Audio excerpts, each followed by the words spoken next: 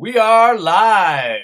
This is the Meat of the Matter podcast. It is Sunday. Our time zones are all discombobulated, so apologies for the 11 o'clock start in my neck of the woods. But we are coming to you live Sundays, normally at 10 o'clock. It's 11 now, but 7 p.m. in Holland, in the Netherlands, and I guess that would be continental Europe, and 6 p.m. with Mark in the UK and Ireland. And we are the Meat of the Matter podcast, where we meet, you matter. And today we've got a lot of stuff to talk about. I think we're going to get a little muddy today, boys. I think we're going to get into the weeds a little bit with some controversy, some very big things that are pushed in front of us all the time. We're going to get into some of the food pyramid stuff, the plant-based push, some politics. Unfortunately, we're going to have to deal with this because, as Mark likes to say, it's bullshit. So we're gonna get into that. So we got a big meet. Write that down. And how are you doing, boys? All good, sir. All good. How are you? I'm good. Peter? Yeah, great. Awesome. How was your week? Week's been fantastic. You're back on the coffee, I say, and then we. I am. Vita, it's good enough for Vita. It's good enough for me, man. That was it. She's reversed all the stuff. I'm like, yeah, let's go. And actually, to be honest with you, I didn't feel anything different. So I was like, well, I like it. So we'll see how it goes, and I'll cut it off and on. And yeah. So anyway, boys, let's talk about this stuff. Let's get into it right away, and we'll show this, and we can all comment on that. That is the standard food pyramid. Now, who would like to go first? I'll go first. Okay. Okay. So first of all, I'm just going to go by the top. This is a macronutrient that is not essential, but it has to be a part of everybody's lives. So according to these experts, they're saying that we should be eating at least 50 to 60%. Our diet should consist of around 50 to 60% of this macronutrient, which I just find absolutely incredible. The second one is another nutrient that's not essential. So you look at the first two on the pyramid, none of these are essential, none of them. But these are the guidelines that we're being told to take by these experts. Absolutely incredible. You look at the next part, our proteins, our fats. This is what we should be starting off with. So if you look at the food pyramid, it should be the other way around. The carbohydrates should be at the very, very bottom, and we should be eating the stuff at the bottom. Proteins and fats. That's it. Very, very simple. When we look at the food pyramid, so many people now in the world are really, really getting sick. They've got metabolic issues. Diabetes is going through the roof. Obesity is going through the roof. And this has all been told by our medical experts and our fitness experts. They're all telling us that we should all have a balanced lifestyle. We should eat food in moderation. There's nothing wrong with eating processed food in moderation. Complete and utter horse shit. The sooner we move away from these recommendations, the healthier you guys are going to be. Right on. Peter, coming from a type 1 diabetic, how would you feel about that? And the amazing thing is that they recommend this type of stuff also for type 1 diabetics. So add in a lot of fiber. There's a lot of fiber here in this pyramid. So I think that's all compromising, right? You eat a lot of carbohydrates. You think it's necessary to eat carbohydrates, and you're going to compensate it with a lot of fiber. Yep. And for some people, that might work up to some degree, but for many people that is problematic with all the anti-nutrients in plants. But I'm wondering, why is this so gloomy? It's so dark, this pyramid. It's not really advertisement actually for any diet, I'd say, to present it like this. But I totally agree with Mark that you should start, well, not literally at the top, but at the second row. That's the base. Yeah. And then the pinnacle of the pyramid is what's second most important, in my opinion, to get all the fat-soluble vitamins and that sort of stuff. Yeah, and at the bottom, at the very, very bottom, this is where our energy source. That's the worst. From. Yeah.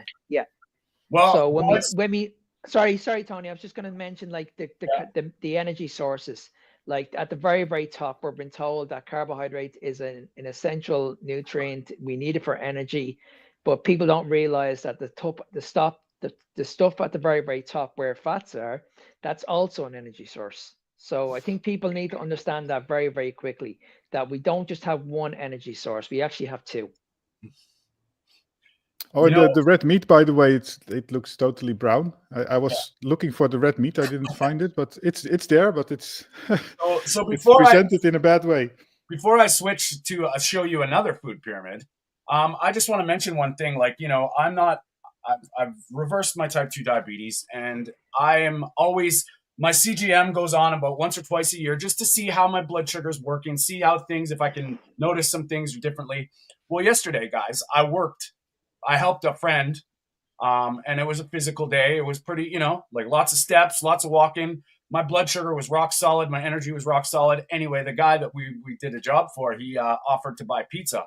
And I was like, well, you know what? This is the time when I can test it out and I'll see. And the guys that I was working with were horrified because they're like, what? You're going to eat pizza? And I'm like, this is a science experiment. Let's see what Mm-hmm. happens. Mm-hmm. 2 slices of pizza, my blood sugar skyrocketed to 10. Wow. Now, Wow. that was from like 4.8 solid to 10 in less than an hour. 2 Wow. slices of pizza. That's Now, incredible. when I tried ice cream last week for my experiment, my blood sugar only went to 7. Yeah. So Yeah, and by I the way, ate, with the pizza, did it also linger? Did it stay on no, like around it 8 or came 9? down pretty fast. I saw my Okay. insulin like work pretty well, and it was like, you know, within 3 hours I was back down to, well, yeah, about 2 hours. I was back down to 4-ish. So, Okay. but it just goes to show you, for all those people that don't think carbohydrates are sugar, Mm-hmm. well, it was a pretty good example of that, and it blew my mind because I knew my blood sugar would go up, but I didn't realize. And it, you know, whatever it was, the crust, the type of pizza probably matters. What they've added to it, of course. But when Yeah. we're dealing with bread, and what people might not realize, not only is the bread in the stores, one slice of bread is like 11 grams of carbs or 11 grams of sugar. One Yeah. slice. Mm-hmm. So when they're telling you, you know, sugar in moderation, but all this bottom pyramid is all sugar. It's all sugar. And, you know, you can just imagine. I mean, Peter would be, you know, having to inject insulin 15 times a day if he was eating 6, 7, 8, you know, Yeah, right? and talking about sugar, by the way, if you look at the food labels on packages, it always mentions carbohydrates, of Yeah. which this and this sugar. So if as a diabetic, you would only inject insulin for the sugar part Yeah. and just ignore the carbohydrate part, Yeah. you'd be dead in a few years, Yeah. basically. No doubt. And Now, guys, I have this pyramid. Now we're going to get controversial here. And we're just for the record, we're not trying to dog anybody. We're not, you know, we are about human nutrition. We are about, you know, getting healthy by the best way possible. But there is some stuff here where we need to address. So this is brought to us by the Loma Linda University. Now, you know, arguably a blue zone, arguably the Seventh-day Adventist vegan pyramid. Now, let's talk about this, boys. What do you think? Uh-oh. What do you Yeah, guys think about that? that's a weekly pyramid, right? Two servings, 1 serving of eggs. They probably recommend only 1 serving of eggs per week. Is my guess, but yeah, sure. Because 5 or 12 servings of bread, that makes no sense. So this is per week. Yeah, I guess It's very colorful, as expected. Very colorful, but so What you do you can pretty much see that it's pretty much the exact same thing. We're been recommended that we should be taking in more fruits, more fiber, more carbohydrate foods, and very, very little animal-based foods, pretty much. and if you look at this, like what I see first and foremost is where's the protein? Okay, so Exactly. yeah, Yeah. nuts and seeds, legumes and soy. Mm-hmm. Well, soy is estrogenic. We know, like that's undeniable. Like you eat soy, it's high in estrogen. So men eating their diet specifically from soy, it's not a complete protein. There is no complete protein here. So And you what? know, and sorry, Tony, I actually had a conversation with someone on Instagram there a few days ago, and they were getting into this big, massive argument with me about protein. And I was asking them, okay, listen, where are you getting your protein from? Guess what she said to me? She says she gets her protein in almond butter. Oh my lord! Almond butter. So she eats an awful lot of almond butter every single day to get her protein numbers up. So I asked her, I said, listen, like, what's your weight? She said to me she weighs over 150 pounds. So I said, listen, you should be getting at least a pound, or sorry, 1 gram of protein per pound of body weight, which is roughly around 150 grams of protein a day. I was asking her, are you getting 150 grams of protein in a day? She says, yes, I am. She mentioned that she gets all that she eats for our protein is tofu and almond butter. Now that I don't know about you, but you would want to be eating a shitload of almond butter to get that protein numbers up. Well, Because, Mark, that's the problem is though is when we break protein down, like crude protein, nitrogen on the package isn't amino acids. It's just the amount of crude nitrogen in such product. exactly. So when we're not aware of these amino acids, they should be like the amino. Realistically, I'm on Peter Ballerstadt's guidance here. Like we should be labeling amino acids like a profile breakdown of every food. And when you have the rate limiting, and it can get really complicated. But hey, just eat meat, and Yeah, you don't have to think about that shit. exactly. So Exactly. almond butter, I know for a fact, is not complete because there's no plant-based sources that are complete. Exactly. Yeah. No, I think with the grains and the legumes together, you can make it sort of complete, but then you Yeah. get the soy with all the negative side effects that you mentioned. And I never realized that. And a lot of people don't realize that, but the meat replacements you find in the supermarket, there's a lot of additives. Besides that, the proteins are based on wheat. It's basically, Exactly. it's not just based on wheat, it's based on gluten. And hmm if you look it up, it's a gluten Exactly. powder. Gluten And is And and you can when make it like in the seitan way. I don't know if it's called seitan in English, but you take a bunch of flour, you add water, and you start how you call it? fermenting. Well, you start mixing it, and at some point the gluten get extracted, and you end up with basically sort of 99% of protein in the form of gluten. Yeah. And gluten is a lectin. A lectin is a protein. So when you're eating exactly. kidney beans and you're getting all these anti-nutrients that are labeled as protein, just look at what could happen. And the hardest thing to go with, like ancestrally, culturally, they protein combined to get the amount of the right nutrition. But then hmm once you bring in a modern day monocrop agriculture and all the farming practices that have been just completely bastardized, it's not the same anymore. So we're seeing, like, a perfect example is the Indian diet in India. From what I've heard, they're the highest diabetes on the planet. They haven't changed their diet. They've just changed how their food has been hmm brought to them.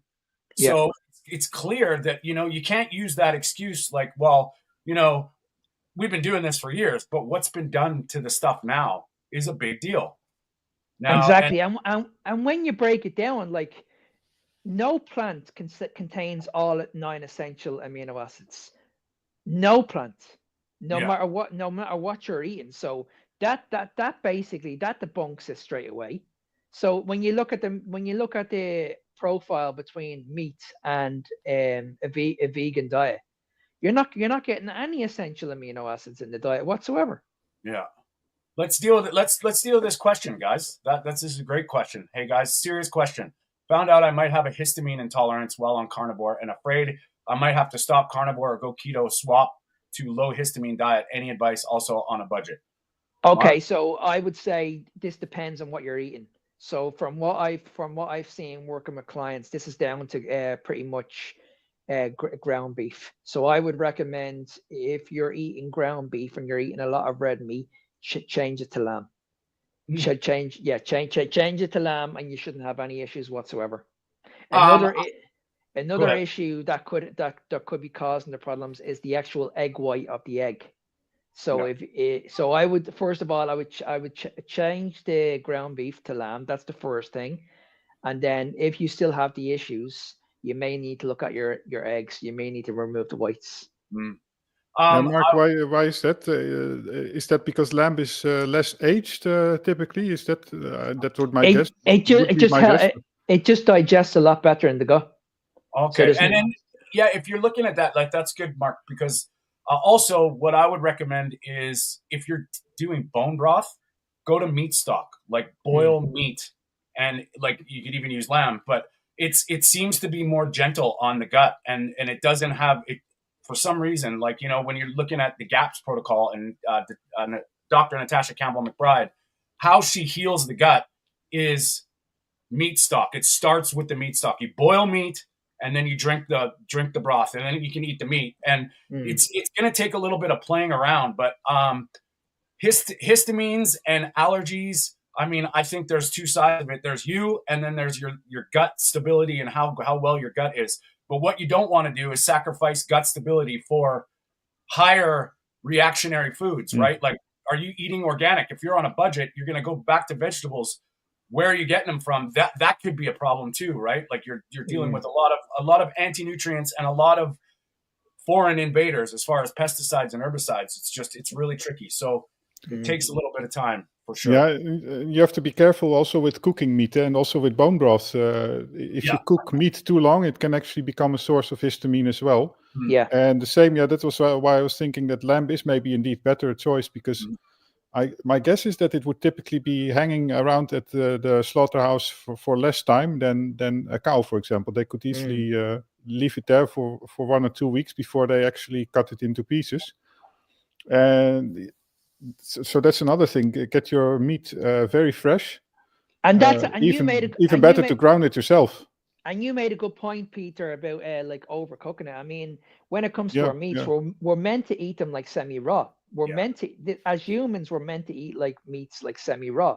So if you overcook it, it's going to take a long, long time for that meat to digest in your gut, which is not good. And there is another option to try, which is raw. I mean, if you're dealing with these things like extreme level, like, you're going to have to play around. And that's where it can kind of get, very, very nuanced and very individual, because, like, all of our guts and all of our history and what we're exposed to. And to be honest with you, like, I think the leaky gut problem, it's also, things can get worse before they get better, like it takes a little time, and it's I feel you. And if you have to be anyway very careful also where you source your meat, because I know a lot of carnivores that are perfectly healthy, but as soon as they start to buy meat from a place that just leaves it there for a week or so, also with organ meat even, then they get troubles. Yeah. And that's I do that when I feel the difference now when I go to, say, just the regular supermarket and I buy ground beef. It doesn't happen very often, but I feel different and I feel not as good. And I mean, it's pretty simple. And once you buy, like, you get your regular source meat, you start to adapt, and it's tough because, it's scary because, you're trying this thing, you're hearing all these stories about these glorious effects, and then you get, like, hung up on this, and what do you do? And I would suggest, just remember, it doesn't matter what your allergies are. You need essential nutrients. You need essential amino acids, fatty acids, vitamins, and minerals. So you're like, to play around with that, it's really important to realize that the foundations are what builds us, and to sacrifice protein for the sake of an allergy, it's, you'll find something that works, and it can be very tricky.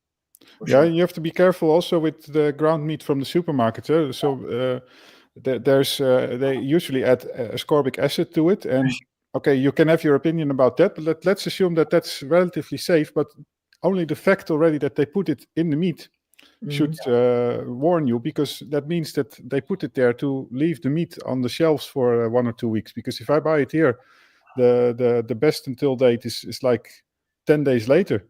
And I always take I don't buy it anymore, but if I would go there, I would take the one in the very back at the shelf. But maybe you can go to like a slaughterhouse, and you don't need to go for like grass-fed, grass-finished beef necessarily, but you might be able, if you're lucky, to get it for similar prices to supermarkets, pre-ground meat.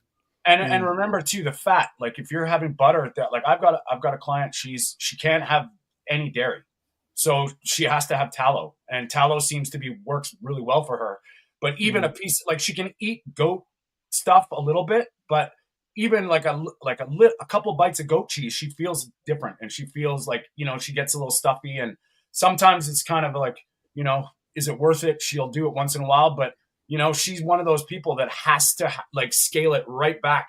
She found what works for her. And anytime she deviates, she's been a carnivore now for about 10 months, but she notices now when she kind of goes off the path, all these symptoms come back. So she's like, scaled everything down to the thing.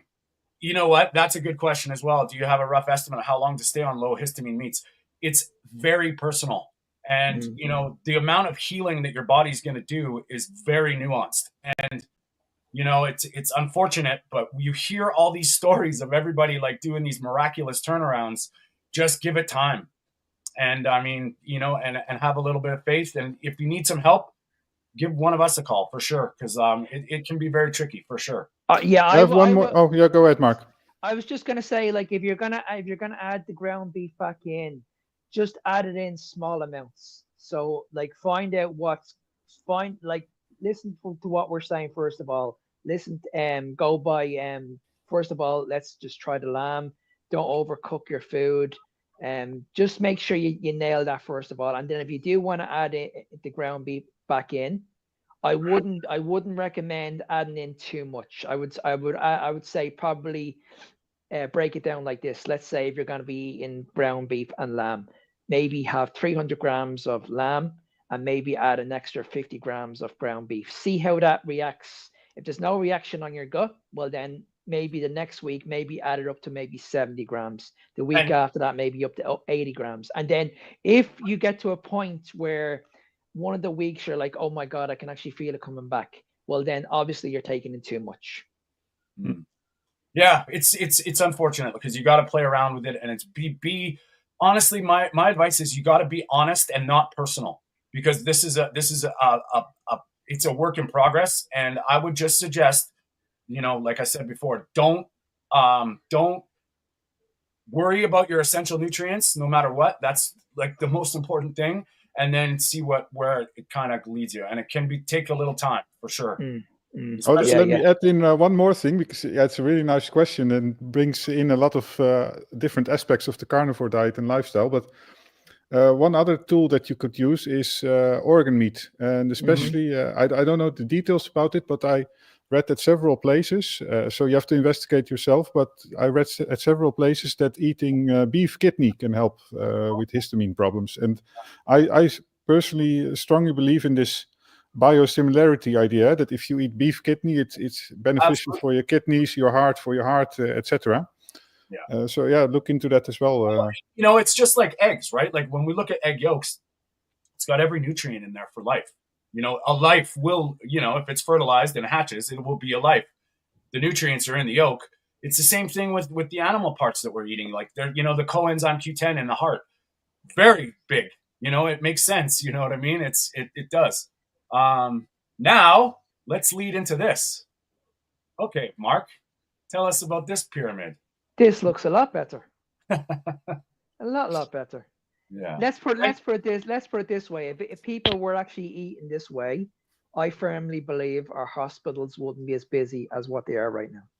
Yeah, and just a shout out to Nutrition with Judy. She's fantastic, Judy Cho. And her infographics are amazing. So yeah, this is pretty much breaking it down. And I mean, I think all three of us would probably follow this pretty closely, right? Yep. Yeah, So the majority of people's diets on a carnivore diet is the one at the very, very bottom. We're all eating a lot of red meats. We're doing the complete opposite of what these experts recommend. And it's interesting because it's just nutrition. And once we get over the fact that are plants healthy or not, but are they necessary? Clearly they're not. And thousands, if not millions of people now are showing that you do not need plants. I mean, some people, if you tolerate them and you want to eat them, go nuts. But I'll tell you, I find if I ever have vegetables, which I actually did an experiment with my CGM, and I had some carrots and asparagus just to see how I felt like crap. I did. I shouldn't say crap. I just did not feel good after dinner. And I was like, just 2 little carrot sticks and 3 little spears of asparagus changed my whole, how I, like usually after I eat, I feel great. And that I just didn't want to do anything. I just kind of, it's like, if I could describe it, I wanted to watch Netflix. And I'm like, what? This is weird. And Is it the carrots and the asparagus? Is it just my psychology? It could be a combination of both, but I mean, it's just not necessary. So, why are you doing this? And once we take that personal belief system that we've been programmed with since our childhood out of the equation and just focus on this pyramid, it opens up a lot of stuff that could be very beneficial for sure. Mm-hmm. Yeah, 100%. There's one interesting aspect of this pyramid. I mean, especially the lower part, but there's one thing missing, or two things. Okay. Fruits and vegetables. I'd expect from, if it's a fully carnivore pyramid, I'd expect those not allowed marks also on fruits and vegetables, but I don't see them. And I think that's, knowing, having seen some videos from Judy, I think that she doesn't want to claim here that you shouldn't eat vegetables or fruits. I mean, I think that's a good idea, that it's not like a dogma that you shouldn't eat any vegetables or fruits at all. It's more like on the normal pyramid, you don't see the truly processed foods, right? Yeah. Right. Exactly. So you can eat vegetables and fruits, but don't do it like as an essential part of your diet. And you know what? That's a good point, Peter, because I often, when I'm helping or I've got a new client, I often say, like, you're now becoming not only your N of one, your experiment on yourself, but you're finding your way. So you're going to have these foundations, these roots, these rules, and then you can expand. And it's not for, I'm always adjusting. I'm always trying different things. I'm seeing if certain foods or certain meats do better or worse. And it's kind of like, like you start getting into your own iteration, like the carnivore diet. It's a framework. I think it's a great place to scale it down, start off, and then you just, like, I can't tell anybody how they're going to feel when they eat steak, but I'll tell you, most people, when they do, they feel better. So, and the good thing about the carnivore is you're re-educating your gut. So exactly. You're like, what I mean? I've done this in the past. I tried to introduce like certain foods. They just didn't work for me. But it feels amazing that you're able to do that. You're in a situation where if you do want to have that choice, it's your choice. Yeah. And that's what it should be down to. It should be down to your choice and not being forced onto you.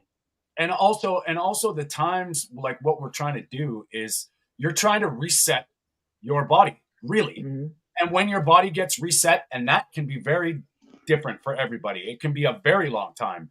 We talk about, people go into ketosis or get fat adapted within weeks. I disagree. I think it takes a lot longer. Think about it. We've been doing the standard thing and the standard dogma for decades. That does not get reversed in a week. It can take a lot of time. And, look at, and I agree with, I think you mentioned it one time, Peter. I might have been even in our group, our WhatsApp group, but when you said, you look at some of the people that are trying to replace like pancakes or bread with carnivore pancakes and carnivore bread. There is another side to that, why are you doing that? That could be a sign of still holding on to, we need those foods. And I mean, I've found when I started, I was trying keto this and keto that and whatever I could do to keep it interesting. And the longer I went, the more I realized I just like it simple. Like, it just makes more sense. Nourishing my body feels better than trying. And that's how so many people make these mistakes when they try these diets. Yeah. They try keto, they try carnivore. Many people will try carnivore. The first mistake they'll do is they'll go really, really high protein. Then they'll feel like shit. They're miserable. And then what you mentioned, Tony, when people try the keto diet, they're like, okay, if I see this packet in the shop that says keto on it, or if I see these bars or these pancakes, if they say keto on it, automatically people are thinking, okay, this is healthy. I'm actually going to try this. And they can never let go of that addiction because these foods are just full of crap, basically.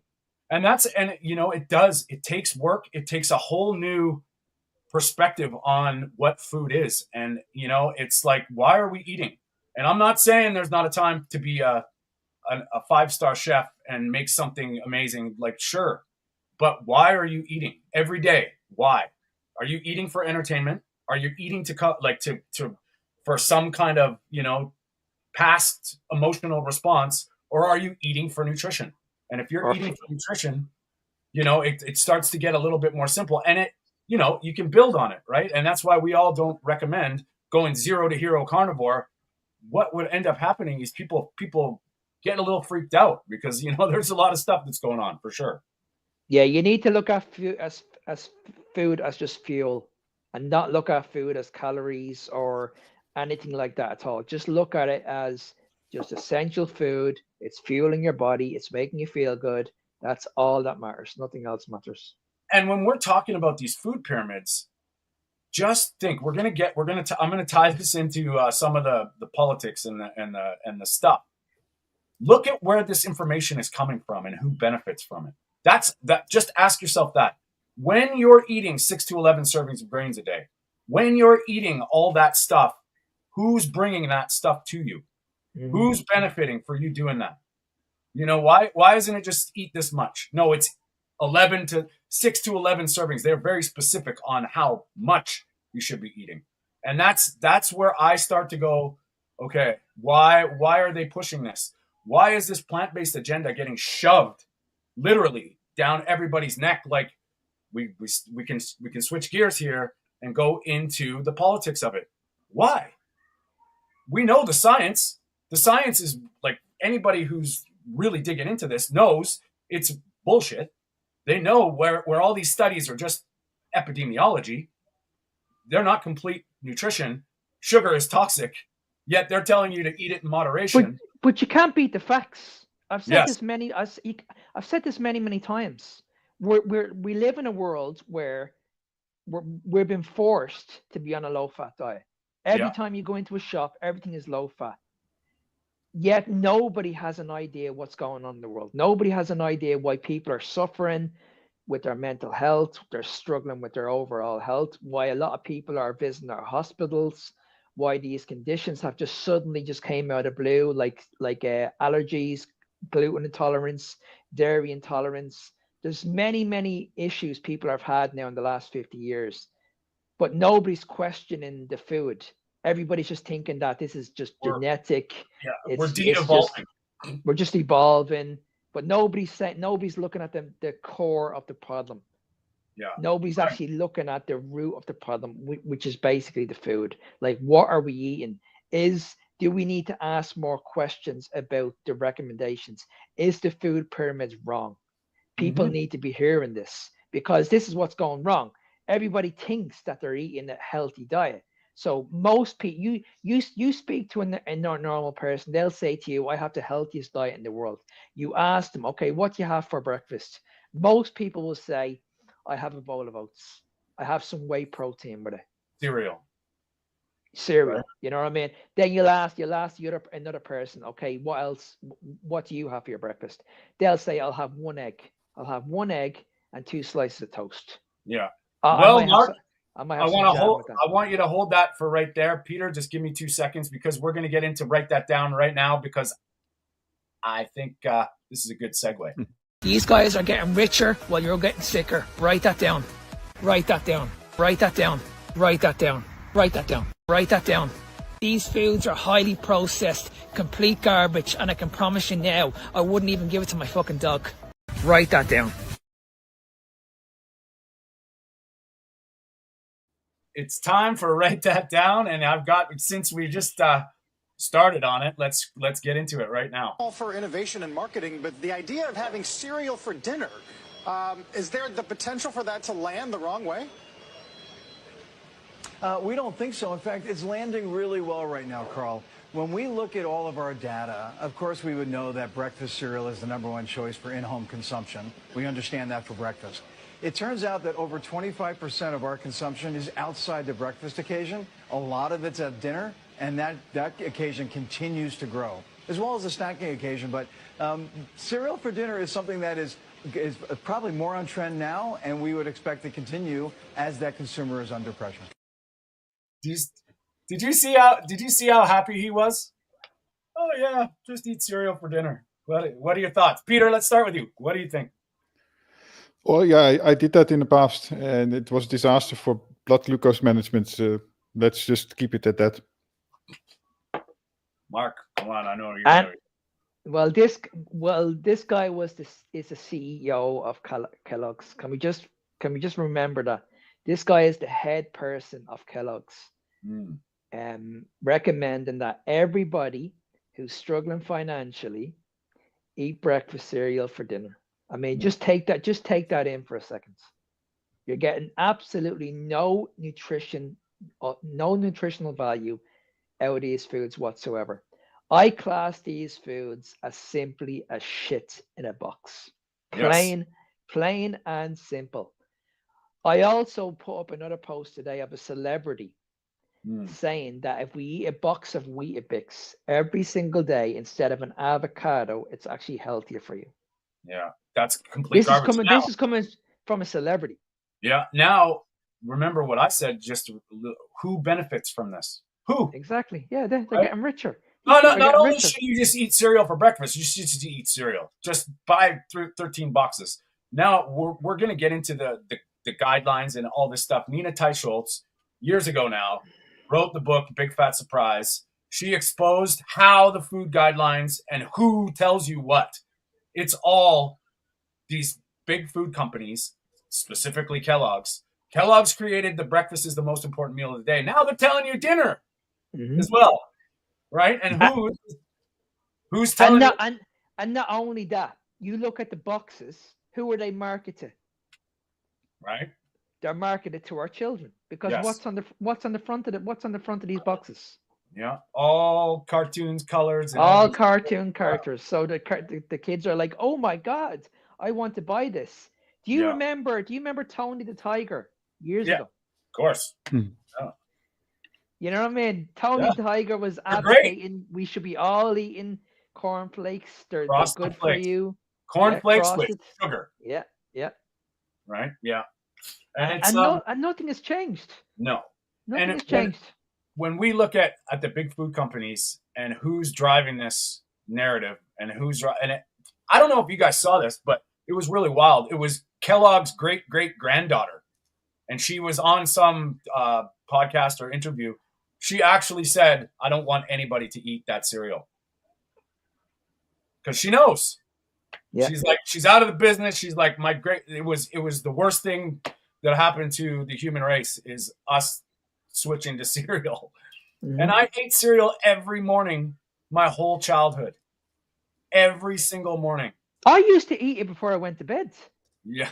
I used to love cereal. I used to eat like a bowl of Rice Krispies before I went to bed because I thought it was healthy. Yeah. I used to have it in a big bowl, like with lots of milk. And I used to add sugar to this shit. Because then you drink the milk with the sugar. Yeah. And you're like that little teaspoon or tablespoon, whatever you put in there, drinking it. Wow. And every single morning, my family would say to me, like, listen, you're not going to school unless you've had a bowl of cereal. Yeah, eat. You need to eat this. Peter, what would happen to your blood sugar if you were eating cereal for breakfast and for dinner? Yeah, so the funny thing is that maybe even I would prefer the plain cereals over oats.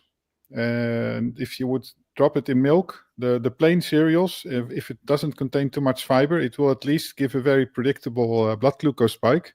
I mean, all of them give a blood glucose spike, so they are bad anyway.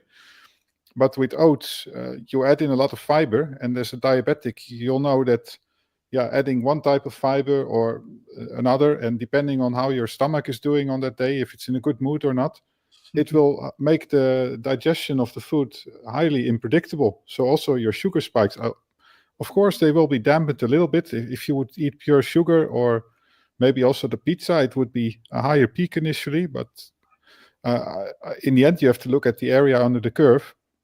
Unless, of course, the curve is really long. I mean, meat also has an area under the curve, but if you have a prolonged glucose spike that is maybe at 8 or 9, that's equally bad as one of 12 for a short time, I'd say. So, and it becomes really, really complicated to deal with these things, especially if you are going to add in movement or so.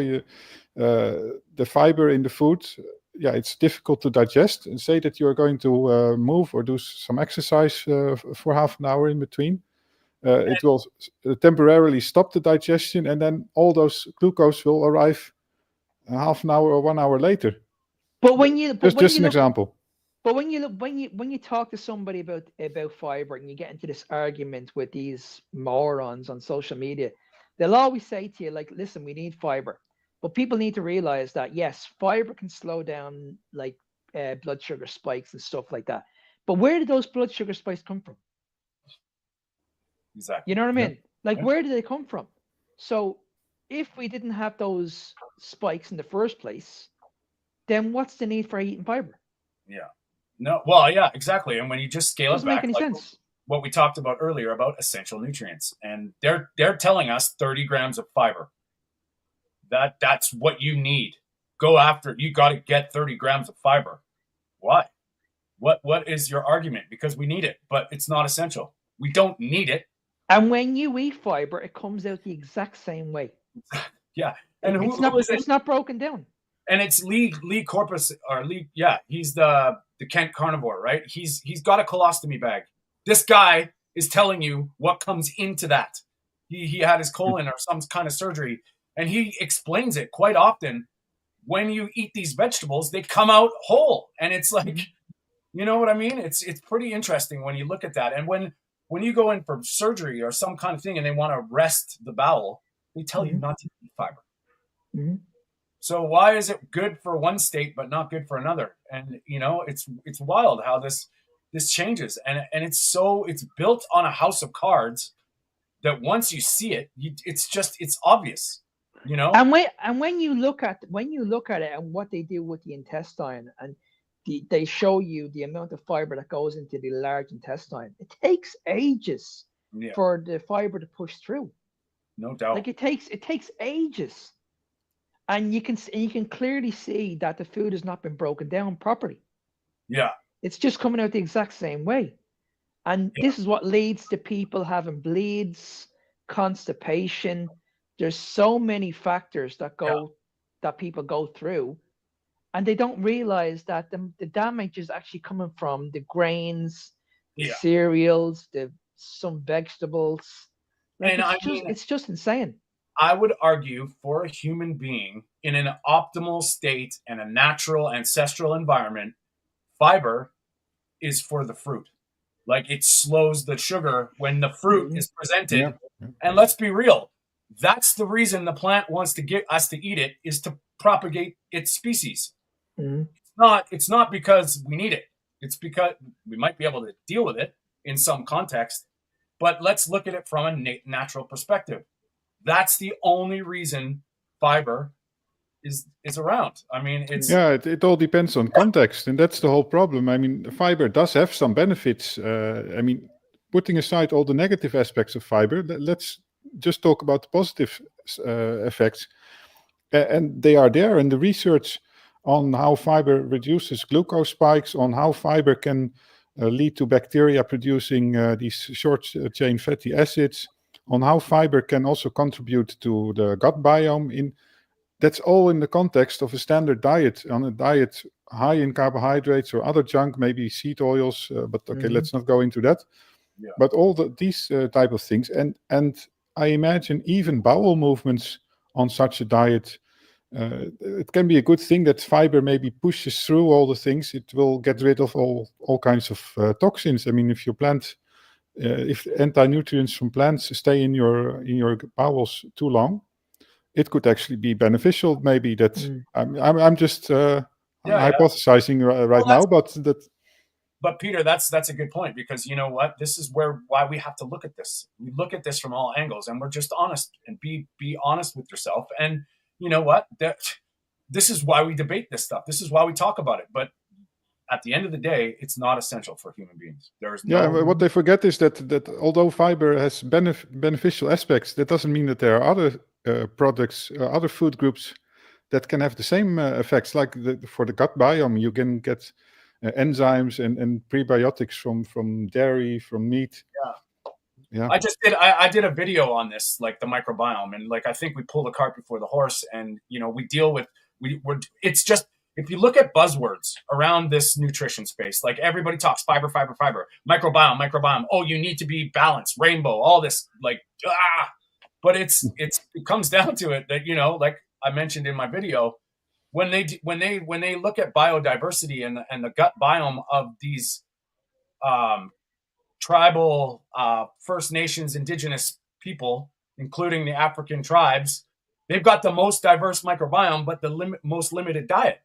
Well, what's that then? If they don't have all this fiber, rainbows, and butterflies in their diet, how come their biodiversity is hard, right? And you look at it from just sugar, right? Sugar, the bad bacteria thrive on it because we love sugar. Our little bugs love sugar too, and that's pathogens love sugar. Everything loves sugar.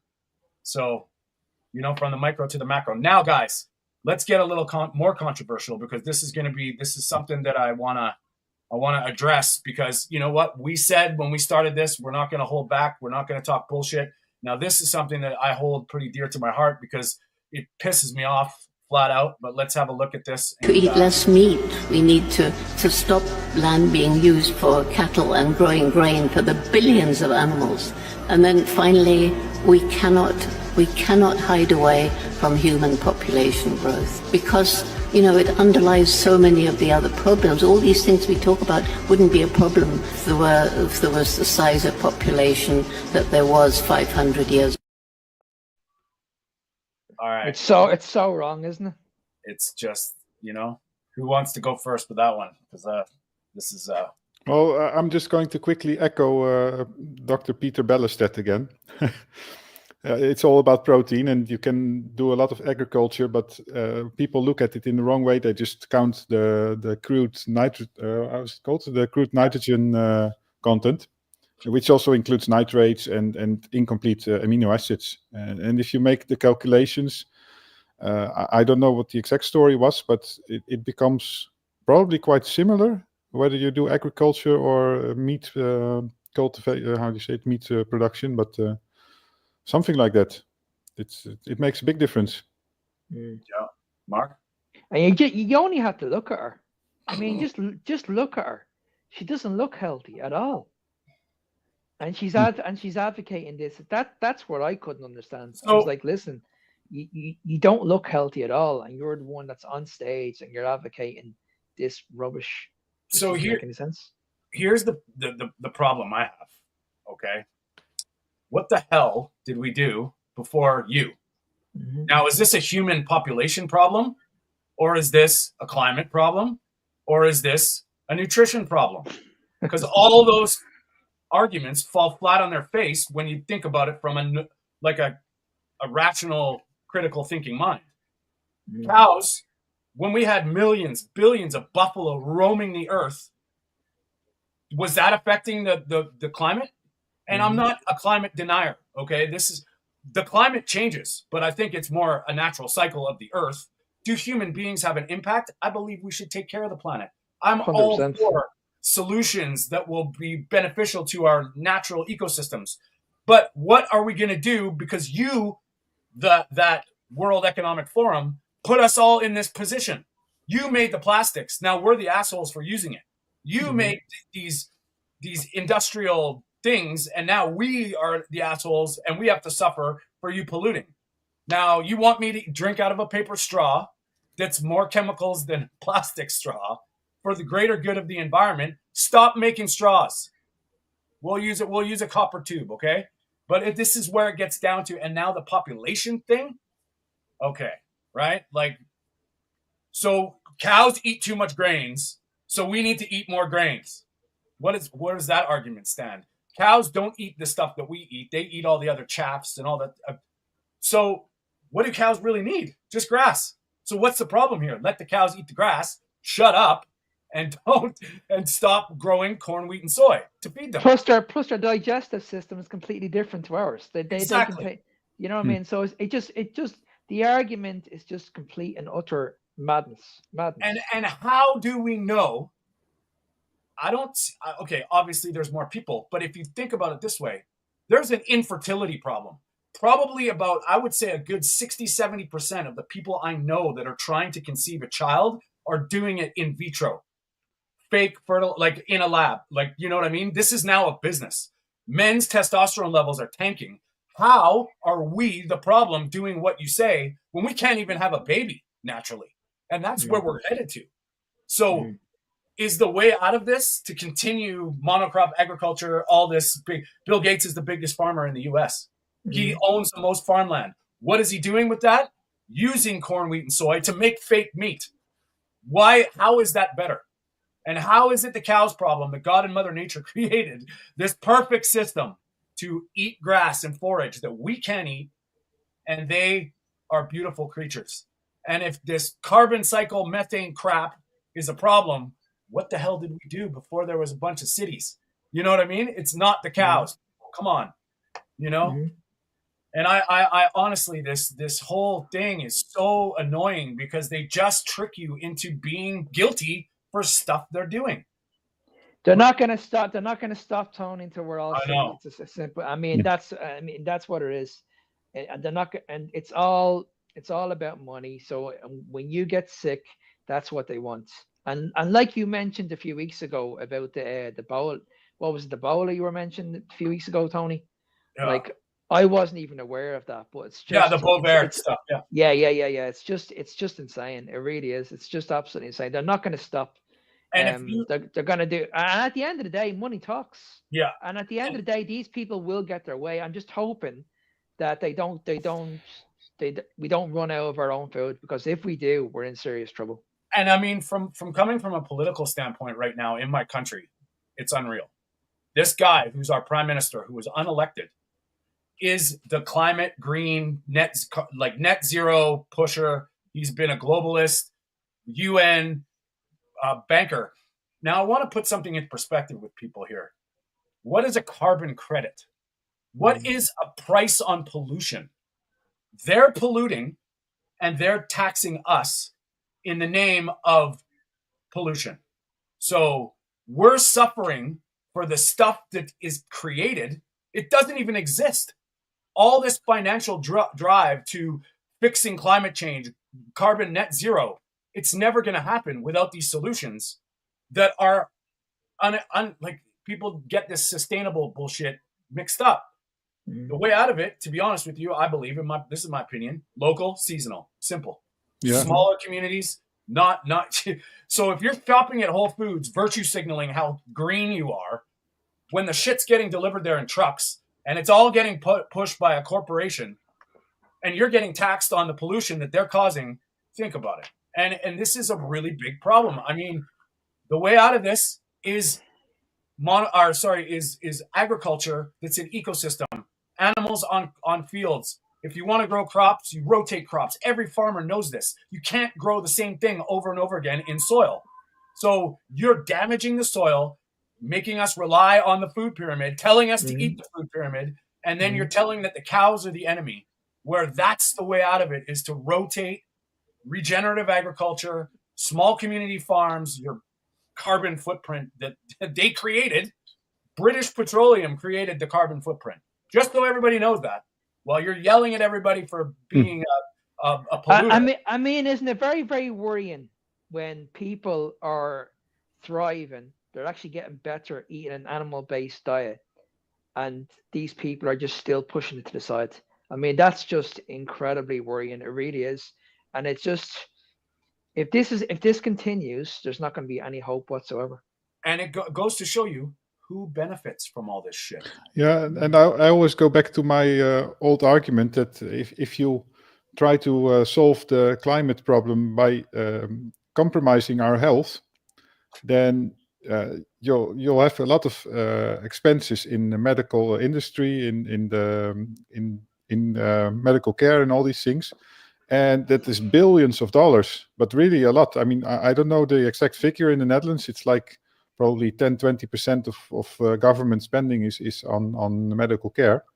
And if you're going to save a lot of money there, you're also going to reduce a lot of pollution, probably, because basically that's my argument, that where money flows, you have pollution, unless you actually invest the money directly in, like, growing the rainforest or so. But besides that, having also a lot of people in wheelchairs and chronically ill and taking 20, 30 years to before they actually die, that's just a big expenditure. And if it's just and this is a good point, Rick. Nobody mentions about it's the whole cycle, right? Like when you're looking at, I saw an interview with Cat. Well, I don't know if you guys saw it, but Cat Stevens on Joe Rogan, and he was, I don't know what he eats, I don't know what he's all about, but he was like, God and Mother Nature were so perfect creating animals and an ecosystem. Every time human beings get in the way, we mess it up. Mm-hmm. So that's just the indication that look at what we're doing: lab-grown meat, monocrop agriculture, driven by petrochemicals, the NPK fertilizers, this seeds, all of it is getting in the way of God and Mother Nature. Cows were made perfectly. Ruminant animals were made to cycle methane. And for all the vegans out there that are telling you cows are the problem, you stop eating vegetables for 3 days. Let's see how your methane dispensing goes. It'll stop. Because right, it's unbelievable. There's 8 billion humans farting because they're all plant-based, and it's just going to drive the methane up. You don't think we dispose methane? Like this is the stuff we don't talk about. It's like we've all seen it, we've all felt it. I don't fart. It doesn't happen anymore. I farted when I ate carrots and asparagus after pizza. Interesting, but let's blame the cows for eating their ancestral diet. It's ridiculous. Yeah, it's a big problem. It really is. It's a huge problem. And I mean, I try not to get political and I try to stay away from that stuff, but just think about who's benefiting, who's driving us to this ill health, this health crisis that nobody talks about. It's like everybody's got their own little problem, but they don't look at the whole picture. Like these diseases were rare. These non-communicable diseases were rare. Everybody is suffering from IBS, Crohn's, some kind of hypertension. Everything on the planet, everything that we know is going up. Infertility. And this is why we have to keep on supporting our local butchers, because Yes. if we don't, then we're going to be in the hands of the wrong people, because they're going to be putting these foods in the supermarkets. That's the only place that we're going to be able to go to get our food. We have to keep these people in the butchers in business. We have to. Yeah. That's it. That is true. And that's where this is kind of crazy, but voting with your dollars, it matters. You know, like now more than ever. I mean, I wish people would just would get a little bit more aware of the issues and not just jump on these propagandist dogma or crisis creating people where it's like, you know, they've created the problem and then they scare the shit out of you. If you don't do this, we're going to die. But what if I can't feed my house and I'm sick? So exactly. How is 20 years from now and our climate matter more than nourishing your body and feeling better and unplugging from the system? You know, they control if you think that the drugs, they're made from petroleum, all these pills and stuff, the foundations are petroleum.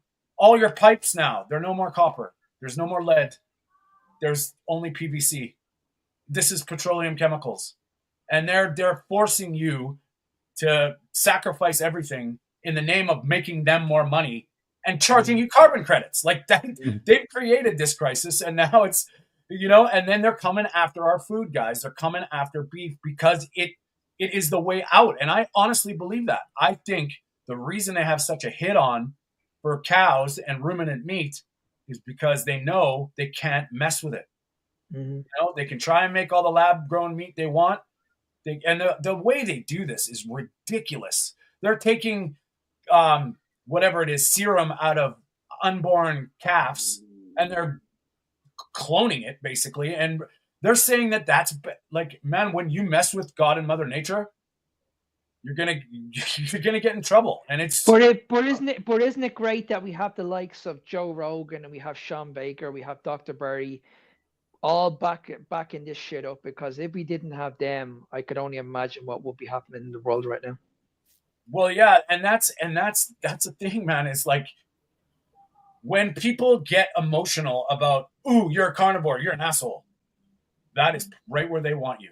That is, you are sleeping and you are just, I do not give a crap if you're a vegan for ethical reasons. You don't want to eat animals. I understand that. I sympathize with you. I can see your point, but that's not nutrition. And that has nothing to do with me. That's your choice. I had a person asking me recently, how many animals die for your diet? And well, I mentioned like 1 or 2, well, probably 2, and I eat lambs as well. So and then it increases a little bit. But say that person on a standard diet is eating chicken. He probably eats like 20, 30 chickens a year. So, I mean, who is the cruel person here? If it's even cruel, because it's part of nature. But yeah, it's just when you think about it. Yeah. But for ants and insects, aren't these animals also?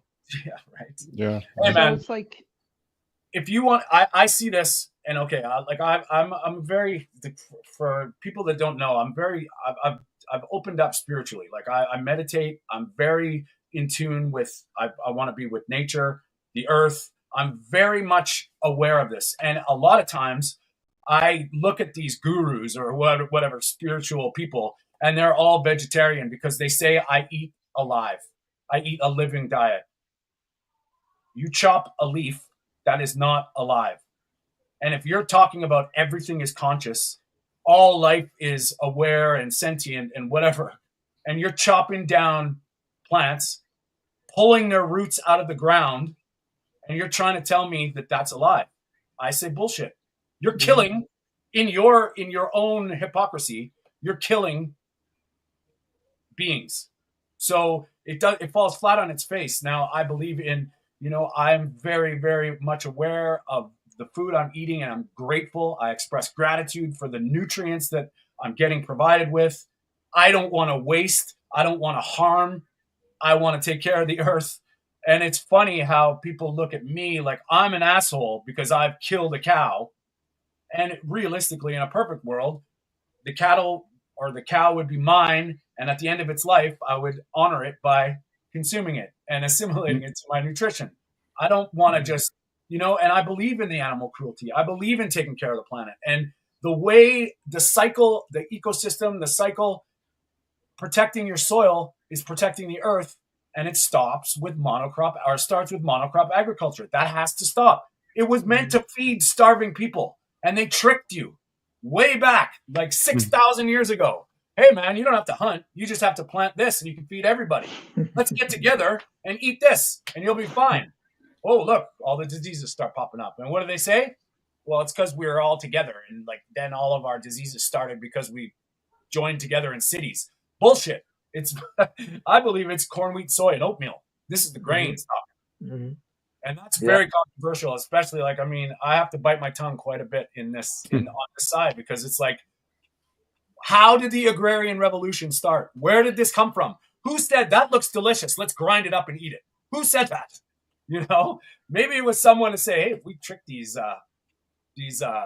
tribes to come together and then eat our stuff, we can make money. We can get them dependent on it. And look, hey, you need bread. It's good for you. Eat it more. It's like, wow, man. And I think it's been a work in progress for thousands of years. And now they hate carnivores. What's the problem, man? And it's just hilarious if you think about some people arguing that 10, 20, 30,000 years ago, we ate grains as well. Yeah. Free agriculture. I mean, how are you going to do that? Yeah, hunting and gathering and looking at that grassy field going, wow, look at that wheat. Yeah. It looks amazing. Let's eat it. Oh, that tastes disgusting. Maybe if we grind it up, it'll be a little bit, oh, man, I'm feeling energized today. Bullshit. And they're actually looking at Egypt, and they're detecting that the grain diet, there was diabetes. There was obesity back in Egypt with these ancient stuff. It's pretty wild. Also, arterial plaques. They also did scans on the mummies. That they found those as well. And when in history did we not eat meat? And it's like New Zealand carnivore meals on TikTok. I love it. Eat your meat. There is no cave paintings of broccoli, man. There's none. That's pretty funny. Yeah, wheat belly. It's a problem. So sorry, guys. I get a little charged up with this shit because it's so hypocritical. It is unbelievable. We know. Yeah, this is another good point that Charles is making. Indeed, that we waste a lot less food. Of course, Totally. Yeah, Yeah. that's a very, very good point. We don't waste any food when it comes to carnivore. None And at it's all. and you know what? The way out of not wasting food is salt. Look at what we used to do with salt. We used to cure meat. We used to dry meat. We used to get paid in salt. It's called the salary. Interesting how these soldiers were precious in Rome, and they get salt, and they get to make sure that the meat is cured for their family. Like and now salt kills you, and meat's so bad for us, and it's like, what the hell is this? Like, it's so funny, right? And I don't know about you guys. How do you guys feel about it? I don't waste the thing, you know. Nothing. Not a thing goes to waste on my plate when I'm eating it. Not one bit. I have to admit that the only thing I waste are egg whites, because I have no solution for it. Nobody wants only egg whites. So if anybody has a good idea, I would be very happy to hear about it, because I do not feel I don't feel happy about throwing those away. But yeah, besides that, not so much. Damn you, Peter! You're such a you're the enemy of the world here, man. Peter doesn't eat egg whites; he throws them away. Damn you! But I mean, hey, you're still eating the yolk, so theoretically, you know what I mean? It is what it is, and it's biodegradable. So as far as pollution and waste and stuff, that's you're throwing around organic matter, which is another thing that drives me crazy. Recycling and plastics and. If I had it my way and I could do this and, maybe one day this would be possible, is I'd have my own farm or I'd have my own property. I would have chickens and I would have, whatever, if I wanted to grow some seasonal crops, maybe for other people if they wanted them, that would be great. And you know what? There's no trucks. There's no packaging. It's right out of the ground or right out of the fields. Eggs without cartons, eggs without plastic, right to my plate, right to the pan. And it's so crazy how they, like Whole Foods, this Whole Foods scam. It's unbelievable. Like, oh, we're Whole Foods. We're so good. It's in a package. It's you're making shit and selling stuff. It's unreal. And hey, that's a good idea, Charles. There you go, Peter. Give your egg whites to I was just writing. I don't have any animals here, and that would be dangerous for them, right? No, but I was wondering. You talked about getting your meat locally, but one thing I'm still amazed about is that I produce a lot of plastic still in the garbage. Yeah. And how did they? It's a silly question, maybe, but how did they do that in the past? I mean, if you truly get it locally, you don't need it. But say that you still have to get it from the supermarkets. What would be an alternative? I have no idea. I think butcher paper would be, like when I get it from the butcher, I'm sure there's plastic on that too. Because like anybody who thinks that they're not drinking or using plastic and they're drinking out of a can or tuna, there's plastic. It's plastic. There, it's almost impossible to get out of it. But I mean, I would assume that would be paper. I know I'm an asshole for shopping at the grocery store now, and if I don't bring my own bag, you got to get charged because you're such a dick. Oh my Lord, you're just wasting everything that you're making, and it's just the hypocrisy is unreal, man. And it's just, and then it's interesting how the world has spun this, and it's deeper than just when we go carnivore and you start to open up to the fact that you're trying to be not only out of the health system because you're on your own and you're starting to resolve these issues. You're not plugged into a system. You start wasting less. You start becoming aware, like we've all talked about, man, I don't put anything on my skin that I have to buy. No deodorants, I don't use shampoo. And, I'm probably the biggest enemy of them because they're looking at me like, no, come back to us. You need to use this stuff. Dove wants me to use the soap, right? Like, Dove, come on, you need the soap. It's so good for you. Oh, look, we've got a new product, and it's interesting how you start unplugging from that and realizing what's required, from toothpaste to deodorant to, and I mean, I've got to make a new batch of deodorant that I make with tallow and suet, and it's natural. Once again, and essential oils. I use essential oils as well for deodorant. Yeah. Well, boys, I think we did a good one today. Look, a little bit of different stuff, and we're trying to be non-dogmatic, and we're coming at this from a different attitude where we obviously all believe in our own things, but I think buying into what they're selling you doesn't end well. And if you don't start taking advantage or taking responsibility for your own health now, who knows what's going to be happening? Because I have a funny feeling we're not even in the beginning of this stuff. It's going to get pushed. And Mark, your videos have been amazing this week, like just with all that all that nonsense. And I think it's necessary to blast this word out. So everybody that's watching, please like and subscribe to us. We appreciate your support. We appreciate all your questions. And yeah, Mark, any last words, and where can they find you? No, just I hope you guys enjoyed it. And you can watch us. We're here every week on a Thursday and a Sunday. We give out great information. Every one of us are well spoken. There's no bullshit. We say it as it is. And we hope we can get more people on board. So if you guys want to reach out to me, same thing every week. You can reach out to me at fitnessbeyondtime01, or if you want to send me an email, you can send me an email at nsmark93@gmail.com. Peter.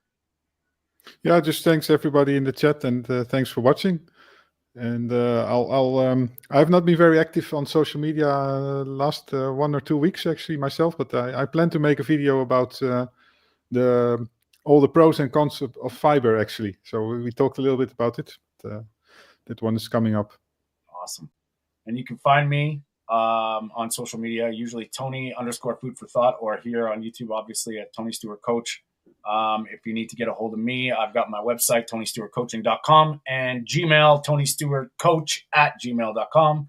And we're here every Sunday, the Meat of the Matter podcast. We're trying to get, international style. This is from 3 different perspectives, 3 places in the world that are all kind of coming together with a simple mission and a simple message that you are in control of your health if you choose to be. And, we're here. Thank you very much, everybody, for the comments and the questions, and we will see you next week. Goodbye, everybody. Bye-bye.